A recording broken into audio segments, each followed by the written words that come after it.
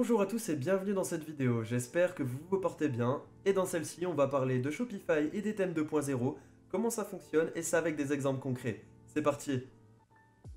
On se retrouve sur la présentation d'Online Store 2.0, article directement rédigé par Shopify, et comme vous pouvez le voir, il date d'il y a un an.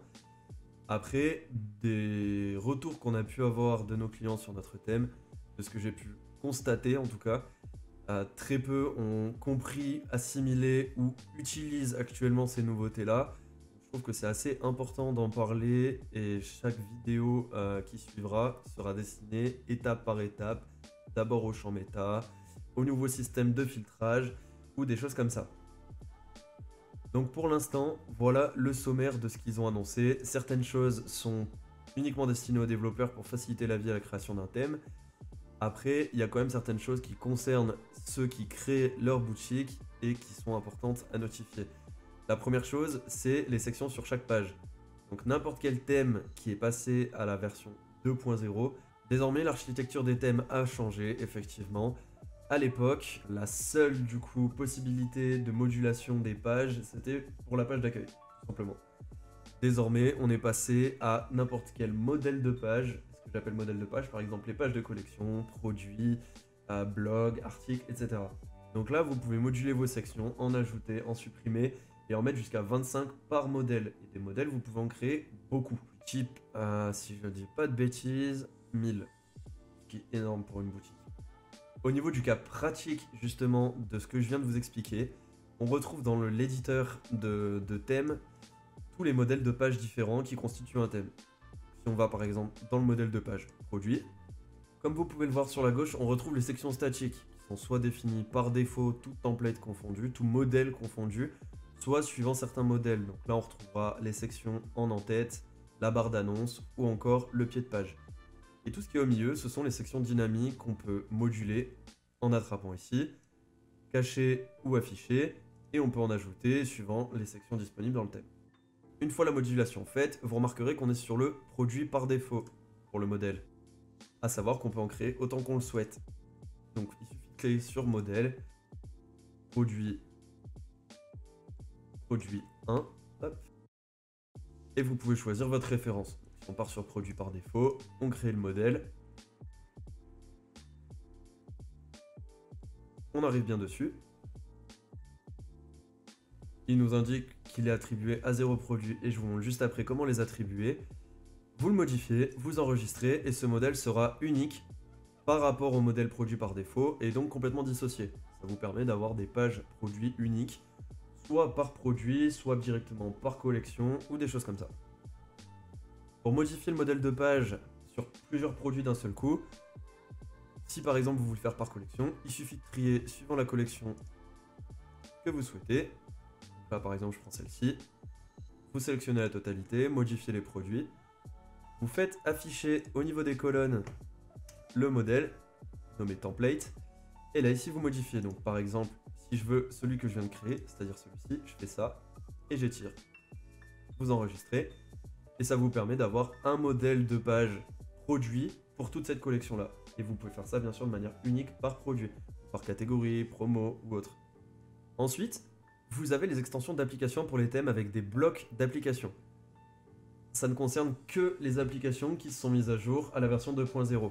Ça évite tout simplement d'intégrer directement dans les thèmes le code pour faire fonctionner l'application. Ce code est intégré sous forme de bloc qui est modulable et qui n'est pas présent dans le thème. Pour l'exemple ici, si on souhaite ajouter un bloc en ayant l'application Loox pour les avis clients directement intégrés, dans la partie application, dans les blocs, on peut ajouter une carte d'avis, une galerie, les avis référents, les reviews tout simplement, ou les étoiles. Ça marche sous forme de bloc, mais ça marche aussi sous forme d'application directement.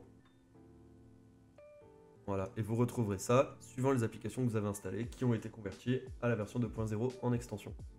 Ça a une manière radicale de changer le fonctionnement des applications sur les thèmes, en sachant que ça évite de les ralentir, et que même si vous les supprimez par la suite, ça ne laisse pas des restes dans les thèmes qui ne s'enlèvent tout simplement pas. Un exemple qui est marqué ici, c'est que justement le bloc sera directement au niveau de cette racine qui n'est pas accessible depuis un thème, c'est en dehors et géré par Shopify. ce sera intégré à votre JSON template.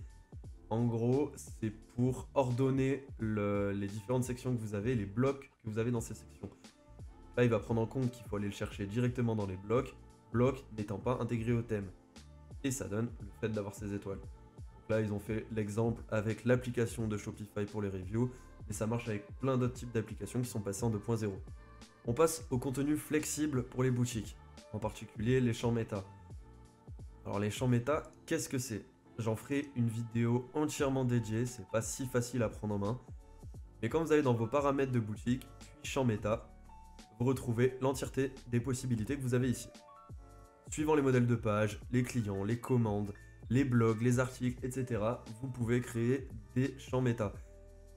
Pour faire simple, c'est tout simplement différents attributs que vous pouvez ajouter de manière personnalisée à votre boutique pour vous aider à tout simplement rendre dynamique votre contenu et unique. Prenons l'exemple tout simplement pour une page produit. Vous souhaitez ajouter une section dans laquelle il y a une image personnalisée par produit ou par collection. Tout simplement, vous allez noter image. Donc là, c'est le nom que vous voulez donner à cet attribut. Ça vous sert, vous, à vous y retrouver. Nommez-le comme vous voulez. Le reste, on n'y touche pas. Et dans sélectionner un type de contenu, vous avez tout ça. Donc là, ici, c'est une image qui nous intéresse. Pour une image, un fichier. Ici, en descendant, vous pouvez soit accepter des types de fichiers spécifiques, images ou vidéos. Là, en l'occurrence, que les images nous intéressent. Ou même une liste de fichiers si vous le souhaitez. Ou une liste de fichiers, à savoir que je détaillerai la totalité de ces types dans une vidéo dédiée. On va donc rester sur accepter des types de fichiers spécifiques, vidéo, enregistrer. Et désormais, voilà, mon attribut image est présent. Et pour pouvoir attribuer des images à mes produits, désormais, j'ai juste à me rendre sur une page produit, celle de mon choix. Et tout en bas de chaque page produit, désormais, je retrouve ces champs méta, qui sont mes attributs. Et suivant le type choisi, la valeur demandée ne sera pas la même. Ici, par exemple, une URL, ici, une seule ligne de texte, ou encore ici, un fichier pour notre image. Il suffit d'en prendre une, d'enregistrer. Et désormais, pour ce produit, l'attribut image comportera cette image, disponible du coup pour chaque produit et unique pour chacun. Imaginons sur la section image avec texte présent ici, on souhaite avoir l'image qui est dynamique.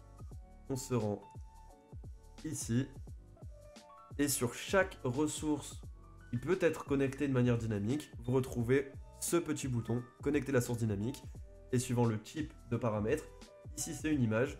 Je viens de créer un paramètre de type image, fichier, du coup je peux le connecter, et sur ce produit, sachant que j'ai justement enregistré cette image, ça me permet donc d'avoir de manière dynamique l'image présente ici. Si sur un autre produit, je mets une image différente, cette image s'adaptera et sera différente. Ça vient donc en complémentarité des modèles de pages personnalisables attribués à des produits différents, mais là j'ai pris l'exemple que des produits. Ça peut être fait sur les collections, les pages, les blogs, les articles, les clients, les commandes, etc. Si ce type de contenu vous plaît et que vous en souhaitez plus, je vous invite à vous abonner, activer la cloche de notification et liker cette vidéo. Le point 3, amélioration de l'éditeur de thème. On retrouve donc désormais la totalité des blocs et des sections à gauche. En cliquant sur une section, son contenu et ses paramètres à droite. En cliquant sur un bloc, ses paramètres à droite également.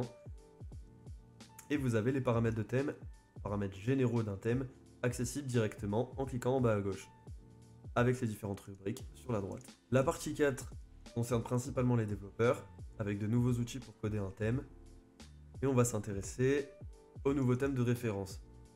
Depuis l'annonce de cette mise à jour 2.0 en juillet, tous les thèmes les plus connus ont d'ores et déjà fait leur mise à jour vers la 2.0, et vous avez du coup la possibilité d'appliquer tout ce que je viens de vous dire.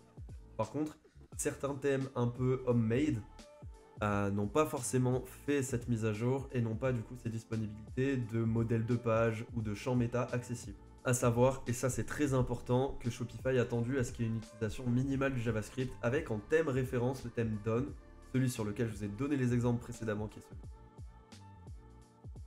Et c'est du coup la source d'inspiration pour tous les nouveaux thèmes. Leur but, c'est tout simplement de réduire au maximum le temps de chargement de chaque page pour optimiser le parcours client, l'expérience, le taux de conversion et fournir un meilleur contenu. Ça concerne les développeurs de thèmes et mise à jour des thèmes et des applications, ce que je disais. Les thèmes se sont mis à jour pour la plupart, certains le font encore. Nous, par exemple, avec le Phantom Theme, on a pu le mettre à jour dernièrement au mois de mai. Et pour ce qui concerne les applications, la majorité l'ont fait, en tout cas pour les plus utilisées, les plus connues. Certaines vont arriver, d'autres resteront telles quelles malheureusement. Mais en tout cas, Shopify tend à ce que, dans un certain temps, ils n'ont pas encore donné de date, thème 1.0 ou application 1.0 ne fonctionnera plus. Ils veulent absolument du contenu de qualité, et ça se comprend de toute façon avec l'évolution constante du e-commerce et le fait que ça avance à une vitesse folle. Ils ne peuvent pas se permettre, vu l'entreprise que ça devient, de laisser du contenu obsolète sur leur plateforme. J'espère vous avoir appris quelque chose dans cette vidéo et je vous invite à rejoindre nos groupes Facebook et Discord afin d'être mis en relation avec des e-commerçants experts dans leur domaine, assister à nos lives ou poser vos questions si vous avez des besoins. Je vous souhaite une agréable journée et je vous dis à très vite.